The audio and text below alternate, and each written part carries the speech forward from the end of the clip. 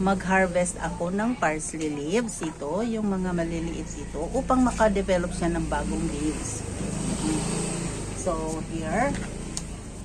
Yan. At masarap ito para sa pagkain. Ilagay sa pagkain yung, ano ba yun, yung carbonara, yung pansit, yung bihon, ganyan. At sa kahit anong luto, ilagay ito. Bago pa ay hain, ilagay na itong parsley leaves, ganyan.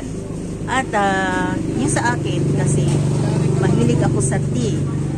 Kasi kapag matanda na tayo, mahilig tayong uminom.